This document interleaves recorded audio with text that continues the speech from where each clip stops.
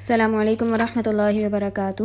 آج جس مثال کو ہم ڈسکس کرنے جا رہے ہیں وہ ہے سورۃ البقرہ کی آیت نمبر 261 سے لے کے 267 تک۔ بسم اللہ الرحمن الرحیم۔ اس میں ہم دیکھتے ہیں کہ اللہ تعالیٰ جو ہے وہ کچھ صدقے کے اوپر بات کر رہے ہیں۔ تو سب سے پہلے جو مثال بیان کی جا رہی ہے وہ یہ ہے کہ اللہ تعالیٰ کہہ رہے ہیں جو لوگ اللہ کے راستے میں اپنے مال خرچ کرتے ہیں تو اس کی مثال ایسے ہے کہ جیسے ایک دانہ بویا جائے گندم کا اور اس سے جو ہے وہ 7 بالیاں اگتی ہیں، اور ان 7 بالیوں کے اندر ہر بالی میں 100 دانے ہوتے ہیں۔ یعنی ایک بیج بویا تو اس سے 7 بالیاں نکلی، 7 بالیوں کے اندر 100 دانے، تو یعنی ایک بیج سے 700 دانے نکلے،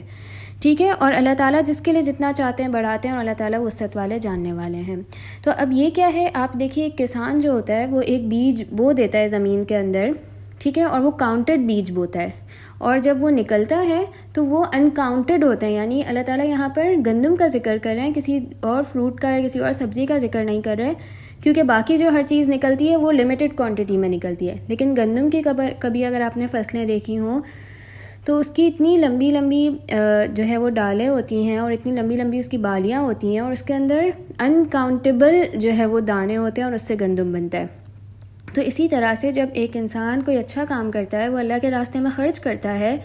تو وہ اپنا مال دے دیتا ہے۔ یعنی جس طرح سے کسان جب زمین میں بیج بو دیتا ہے تو وہ بیج غائب ہو جاتے ہیں، لیکن اسے اس بات پر پختہ یقین ہوتا ہے کہ اس بیج میں سے پھل میرا ضرور نکلے گا، ہے نا۔ تو اسی طرح سے اللہ کے راستے میں دینے والا اللہ کو دے دیتا ہے، پھر اس کے بعد اس کو اس بات کا یقین ہوتا ہے کہ اللہ تعالیٰ جو ہے وہ اس کو بڑھاتے جائیں گے، اور اللہ کتنے گنا بڑھائیں گے وہ اس کی اپنی نیت کے اوپر ڈیپینڈ کرتا ہے کہ اللہ تعالیٰ اس کو بڑھاتے ہی چلے جاتے ہیں۔ اب آگے کیا کہا جا رہا ہے کہ اب آگے کی جو آیات ہیں اس میں اللہ تعالیٰ کہہ رہے ہیں کہ وہ لوگ جو اللہ کے راستے میں خرچ کرتے ہیں اپنے مال کو، تو وہ خرچ کرنے کے بعد من اور اذا نہیں کرتے، یعنی احسان نہیں جتاتے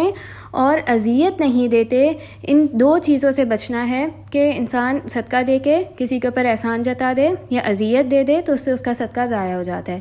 اسی طرح سے ایک اور تیسری چیز کا ذکر کیا جا رہا ہے کہ اے ایمان والو، اپنے صدقات کو ریاکاری کر کے ضائع نہ کرو،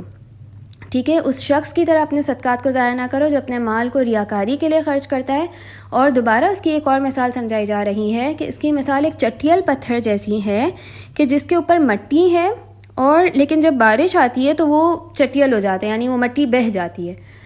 اب اس کو ہم تھوڑا سا اس پوائنٹ آف ویو میں سمجھتے ہیں، چونکہ ہم شہری زندگی میں رہتے ہیں، ہمارے لیے یہ ایگریکلچر اور زرخیز زمین اور یہ شاید ہمارے لیے اتنی زیادہ امپورٹنس نہیں رکھتی، لیکن جہاں پر یہ جن کا گزر بسر ہی اس چیز سے ہوتا ہے تو وہ ہر چیز میں یہی دیکھتے ہیں کہ کون سی زمین زرخیز ہے، کون سی زمین جو ہے وہ زیادہ فصل دیتی ہے۔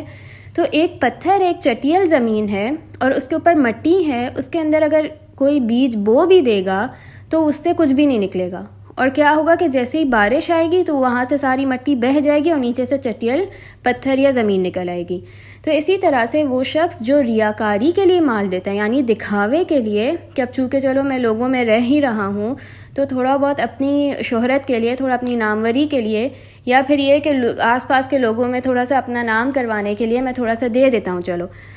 تو اگر کوئی شخص اس طرح سے خرچ کرتا ہے اور وہ دوسروں کو اذیت دینے کے لیے، دوسروں کے اوپر احسان جتانے کے لیے خرچ کرتا ہے، تو کیا ہوتا ہے کہ جیسے ہی تھوڑے سے حالات آگے پیچھے ہوتے ہیں، جس کے اوپر اس نے خرچ کیا تھا، جس کی مدد کری تھی، وہ اس نے اس کو فیور نہیں دی، اس نے جو ہے پلٹ کر اس کو شکریہ نہ کہا، تو وہ کیا کرتا ہے، وہ سب کچھ جتا کر جو ہے وہ اپنا ضائع کر دیتا ہے۔ آپ دیکھیے کہ جو انسان لینے والا ہوتا ہے تو اس کے لیے وہ بہت ہی ایک ذلت کی اس کے اوپر کیفیت ہوتی ہے کہ اسے دوسروں کے آگے ہاتھ پھیلانا پڑ رہا ہے۔ تو جب کوئی دوسرا اسے دیتا ہے اور اس طرح سے دیتا ہے کہ وہ اس کو جتا بھی رہا ہو، وہ پھر اس کو جو ہے وہ اس کے ساتھ دوسروں کے سامنے بھی ذکر کر رہا ہو، تو وہ اس کے لیے ایک اذیت کا باعث ہوتا ہے نا۔ جیسے ہمیں نبی صلی اللہ علیہ وسلم کی حدیث سے کیا پتہ چلتا ہے، اس کا مفہوم ہے کہ اس طرح سے صدقہ دو کہ سیدھے ہاتھ سے اگر صدقہ دو تو بائیں ہاتھ کو خبر بھی نہ ہو، یعنی اتنا چھپ کے صدقہ دو۔ تو جو لوگ جو لینے والے ہوتے ہیں ان کے اوپر کیا گزر رہی ہوتی ہے، اگر ہم ان کی کیفیت کو تھوڑا سا ذہن میں رکھیں تو ہمارا جو ہے وہ رویہ بالکل ہی بدل جائے، ٹھیک ہے۔ تو 3 چیزوں سے بچنا ہے صدقہ دیتے ہوئے، من، اذا اور ریاکاری۔ اب اللہ تعالیٰ نے بتایا آگے کہ کون لوگ ہوتے ہیں جن کا صدقہ قبول ہو جاتا ہے، تو وہ لوگ جو اللہ کی رضا کے لیے خرچ کرتے ہیں اور اپنے نفسوں کی تثبیت کے لیے خرچ کرتے ہیں، تو ان کی مثال ایک ایسے باغ کی ہے جو اونچی جگہ پر ہو۔ اب وہ باغ جو اونچی جگہ پر ہوتا ہے وہ زیادہ زرخیز ہوتا ہے. تو اب اللہ تعالیٰ کہہ رہے ہیں کہ ایسے باغ کو جب زیادہ بارش پہنچتی ہے تو وہ اپنا پھل دگنا کر دیتا ہے، اور اگر زیادہ بارش نہ پہنچے تو تھوڑی سی بھی بارش اس کے لیے کافی ہو جاتی ہے. ٹھیک ہے، تو یعنی وہ شخص جو اللہ کی مرضی کے لیے خرچ کر رہا ہے، اللہ کی رضا کے لیے خرچ کرتا ہے، اور اپنے نفس کی تثبیت کے لیے. نفس کی تثبیت کس طرح سے؟ کہ جب ہم اللہ کے راستے میں دے رہے ہوتے ہیں تو ہمارے دل سے ایک تو مال کی محبت کم ہو رہی ہوتی ہے، اور دوسرا یہ کہ جب دل سے مال کی محبت، دنیا کی محبت کم ہوگی تو ڈیفینیٹلی اس کے اندر پھر اللہ کی محبت کے لیے جگہ بن جائے گی. جب انسان دوسروں کا خیال کرتا ہے تو اس کا نفس جو ہے وہ اس کا خود کا بھی نفس بہتر ہوتا ہے. وہ اللہ کا جتنا شکر ادا کرتا ہے اس کے لیے کم ہوتا ہے، کیونکہ اسے پتہ ہوتا ہے کہ اسے اللہ نے کتنی بڑی نعمت سے نوازا ہے. ٹھیک ہے، تو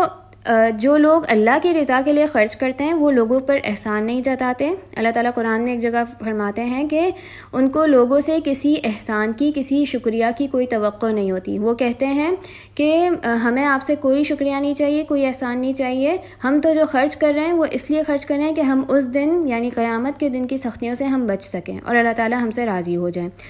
ٹھیک ہے، تو جو شخص اللہ کی رضا کے لیے خرچ کرتا ہے تو اس کے لیے اس کا اجر محفوظ ہو جاتا ہے، اور جو لوگوں کے لیے خرچ کرتا ہے تو اس کا ایک تو مال تو جاتا ہی جاتا ہے، اور اس کے ساتھ ساتھ اس کا سارا اجر بھی ختم ہو جاتا ہے. آگے اللہ تعالیٰ فرما رہے ہیں کہ تم ایک شخص کو امیجن کرو کہ جس کے پاس بہت اچھا باغ ہو، کھجور، انگور، ہر طرح کی چیز ہو، اس کے اندر نہریں بھی بہہ رہی ہوں، یعنی بالکل ایک فرٹیلیٹی کی اینڈ پر ہو، بہت زیادہ فرٹائل ہو، اور پھر کیا ہو کہ اس کی اولاد بھی ہو. اور اب آہستہ آہستہ کیا ہوا کہ اسے بڑھاپا پہنچ گیا، پوری زندگی اس نے اپنی اس باغ پر لگائی، اس کو زرخیز کیا، اس کو جو ہے وہ دگنا کرا، اور اب کیا ہے اس پوائنٹ پر ہے کہ اس کو بڑھاپا پہنچ گیا، لیکن ابھی اس کی جو اولاد ہے وہ کمزور ہے، یعنی وہ اس لیول پر نہیں آئی ہے کہ وہ اس باغ کو سنبھال سکے یا وہ کچھ اور کر کے اپنی گزر بسر کر سکے. تو ایسے میں کیا ہو کہ اس کے باغ پر ایک آگ کا شعلہ آئے اور وہ باغ پورا جل جائے، تو سوچ سکتے ہیں کہ اس کی کیا حالت ہوگی. یعنی انسان پوری زندگی اپنی کما رہا ہے، اور انسان کماتا کیوں ہے؟ تاکہ آگے اس کی اولاد جو ہے وہ اچھی زندگی گزر کر سکے، اس کا اپنا بڑھاپا اچھا ہو سکے. لیکن جو اللہ کے راستے میں خرچ کر دیتا ہے، پھر اس کے بعد وہ اس مال کو، اپنے اس صدقے کو اللہ کے راستے میں خرچ کیے ہوئے کو ضائع کر دیتا ہے. یعنی وہ احسان جتا دیتا ہے، وہ کسی کو کچھ کہہ دیتا ہے، وہ کسی کو کوئی سخت بات کہہ دیتا ہے، یا اس کا ایٹیٹیوڈ ایسا ہوتا ہے، اس کے فیشیل ایکسپریشنز ایسے ہوتے ہیں کہ جس سے سامنے والے کو برا محسوس ہو. تو وہ اسی طرح سے کہ اس نے ساری زندگی اپنا مال اللہ کے راستے کے لیے دیا بھی، لیکن جب وہ قیامت میں جائے گا تو دیکھے گا تو کچھ بھی نہیں ہوگا. بھئی کہاں گیا، اتنا میں نے خرچ کیا تھا، میں نے تو اتنا صدقہ دیا تھا، اتنا چیریٹی میں دیا تھا، تو وہ سب کا سب دنیا میں ضائع ہو گیا، کیونکہ جو ہے اس نے وہیں پر ہی سب کچھ اپنا بدلہ چاہ لیا تھا. تو جب بھی صدقہ دیں، اب آپ دیکھیں اللہ کے راستے میں خرچ کرنے کی بات آ رہی ہے، تو اللہ کے راستے میں خرچ کرنا کس طرح سے ہو سکتا ہے؟ ایک تو یہ کہ اللہ کے دین کو بڑھانے کے لیے خرچ کریں. ٹھیک ہے، اگر ہم خود سے نہیں کر سکتے تو ہم ایسے ادارے ڈھونڈیں جہاں پر اللہ کے کلمے کی بلندی کا کام ہو رہا ہو، تو ہم ایسے لوگوں کو ڈونیٹ کریں کہ وہاں سے وہ جو ہے دین کا کام بڑھے. اسی طرح سے کسی کی تعلیم اور تربیت کو اسپانسر کر دیں، کسی کی پڑھائی کو جو ہے ہم دیکھ رہے ہیں کہ فلاں شخص ہے، اس کے پاس اتنے پیسے نہیں ہیں، بچے پڑھنے جیسے ہیں، تو ان کو ہم جو ہے ان کو تعلیمی اداروں میں ان کا ایڈمیشن کرا دیں. اور اسی طرح سے بہت ساری مدیں ہو سکتی ہیں جس میں خرچ کیا جا سکتا ہے. کسی کی مدد کر دینا، کسی کو بیماری اور جو ہے اس کی تنگ دستی میں اس کی مدد کر دینا، کسی کی شادی کرا دینا، یہ بہت ساری مدیں ہو سکتی ہیں. جب انسان ولنگ ہو، جب وہ کرنا چاہے، تو پھر اللہ تعالیٰ اس کے لیے خود بخود راستے کھولتے چلے جاتے ہیں. تو اللہ کے راستے میں خرچ کرنا انسان کے اپنے لیے فائدہ مند ہے. بظاہر ہمارے پاس سے مال جا رہا ہوتا ہے، لیکن وہ ہمارا مال ایسی جگہ پر سیو ہو رہا ہے کہ جہاں وہ آٹومیٹکلی بڑھتا بھی رہتا ہے. ٹھیک ہے، یعنی جب انسان ایک خرچ کرتا ہے لیکن اس کی نیت اچھی ہوتی ہے تو اللہ تعالیٰ جو ہے اس کو بڑھاتے رہتے ہیں. اور اللہ تعالیٰ نیت دیکھتے ہیں، اللہ تعالیٰ یہ نہیں دیکھتے کہ کس نے کتنا خرچ کیا. یعنی وہ شخص جو 1000 روپے کماتا ہے، اگر وہ اس میں سے 50 روپیز خرچ کر رہا ہے، وہ 100 روپے اس میں سے جو ہے وہ اللہ کے راستے میں دے رہا ہے، تو اس کا اجر جو ہے بہت زیادہ ہوگا بنسبت اس شخص کے جو لاکھ روپے کما رہا ہو اور اس میں سے وہ 100 روپے خرچ کر رہا ہو، ہے نا. تو اسی طرح سے ہر شخص اپنی استطاعت کے مطابق خرچ کرے، اور جو جتنی اخلاص کے ساتھ جو جتنا اللہ کی رضا کے لیے خرچ کرے گا تو اتنا اس کے لیے اچھا ہوتا چلا جائے گا. آگے ایک اور آیت اس میں آ رہی ہے جس میں کہا گیا کہ قول معروف یعنی اچھی بات کہہ دینا اور معاف کر دینا اس صدقے سے بہتر ہے جس کے پیچھے اذیت ہے. یعنی اگر انسان کو اذیت ہی دینی ہو، دوسروں کو جتلانا ہی ہو، تو اس سے بہتر ہے کہ وہ صدقہ نہ دے، بلکہ ان کو کوئی اچھی سی بات بتا دے، وہ ان کی کہیں کسی جگہ پہ سفارش کروا دے، ان کی کہیں جو ہے وہ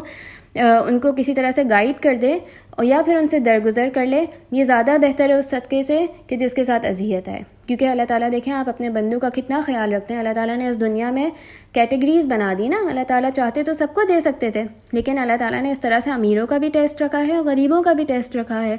تو جب انسان دے سکتا ہو تو وہ دے، لیکن احسان نہ جتائے، نہ اپنے رویے سے، نہ اپنے ایکسپریشن سے، نہ اپنی زبان سے، بلکہ اسے تو اللہ کا شکر ادا کرنا چاہیے کہ اللہ تعالیٰ نے اسے اس جگہ پہ رکھا کہ وہ دینے والا بن سکا. تو اللہ تعالیٰ ہم سب کو عمل کرنے والا بنائے اور ہم سب کی ہر طرح کی عبادت کو جو ہے اپنی رحمت سے قبول کریں. والسلام علیکم ورحمۃ اللہ وبرکاتہ.